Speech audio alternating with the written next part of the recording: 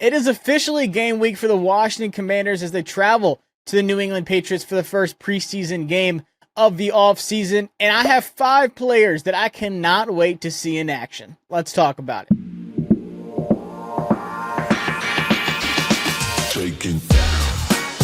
First off, I want to start on the offensive side of the ball. An undrafted rookie, Ja'Cory Brooks. This is the wide receiver that started really hot in training camp and kind of settled off there at the end, had a couple of drops, but he still looked good. But he has a massive opportunity in these 3 preseason games to make some plays and really fight for a final roster spot.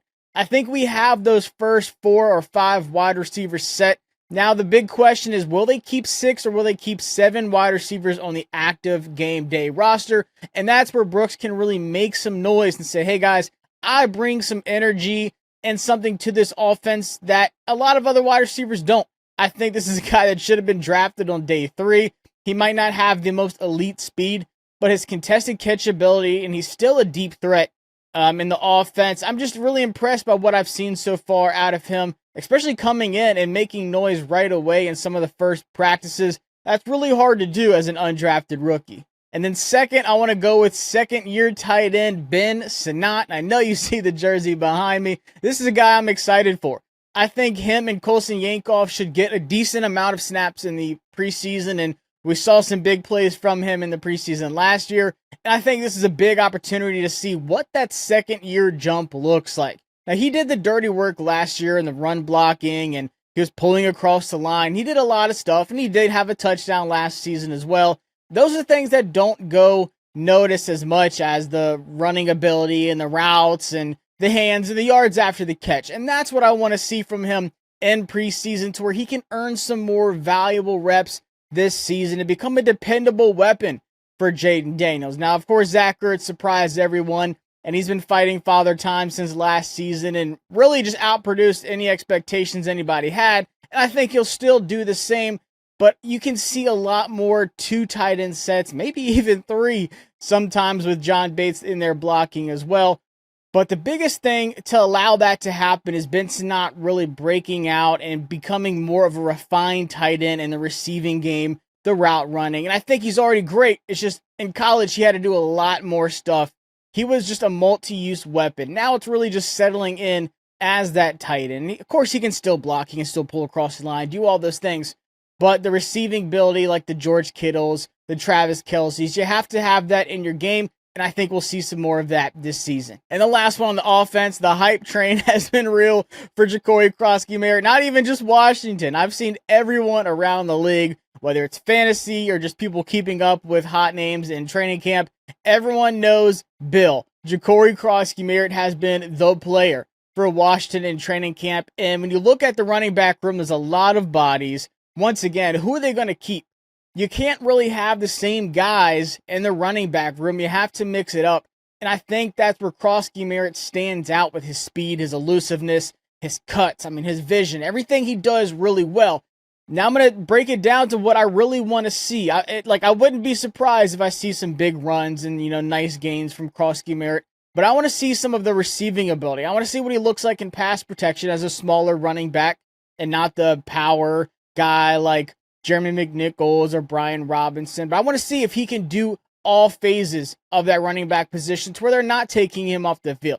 So, of course, I think he's going to make some plays in the running game. But I want to see the dirty work from Ja'Cory Krosky-Merritt where he's not getting taken off the field on third downs and stuff like that. That's how you really move up the depth chart and say, I'm not just a change of pace guy. I can do a little bit of everything for you.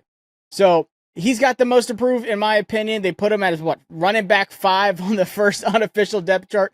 So I feel like we'll see a good bit from him. But of course, the coaches have already praised how he's looked in training camp and everything so far. So I'm expecting great things from Krosky-Merritt in preseason. And I wouldn't be surprised if by the middle of the season, he's taking a majority of the reps at running back. And I'm going to move to the defensive side of the ball. I have a rookie that really broke out later on in training camp. One of the last few practices I was going to, Kane Medrano made some big plays, whether it's in the coverage ability across the middle against a tight end, breaking up a pass, or he was also lined up as a linebacker right next to Bobby Wagner in the box, rushed a run up the middle by, I think it was Krosky Merritt, and stopped it behind the line of scrimmage. Like, those are the plays I wanted to see from Kane Medrano.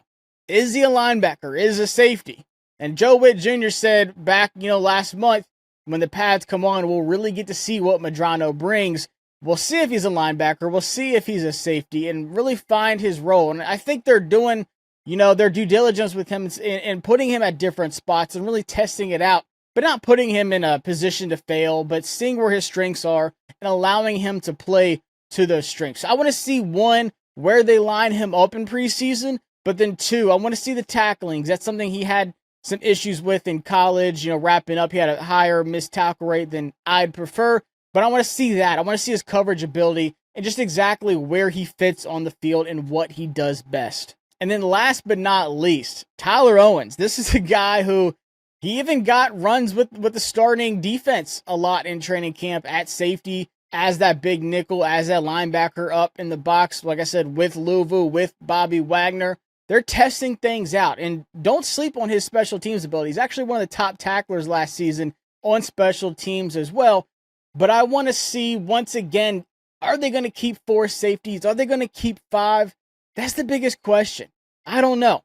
Because you also have these players that can move around from safety to corner or corner to safety. The versatility might mix up the numbers just a little bit. So I want to see what Tyler Owens looks like in preseason. I think he's going to get a lot of snaps too. I think he can make some noise. He's a freak athlete. He's huge. He's fast. He does everything you want out of a strong safety. I think he could potentially be one of the guys. I just have a hard time believing that he doesn't make the active roster because of the flexibility in the box and out deep, but also on special teams as well. So I think those are 5 players I am looking forward to seeing for a lot of different reasons, whether it's snap alignments, big playability, versatility. You can see it all Friday night when the Washington Commanders take on the New England Patriots.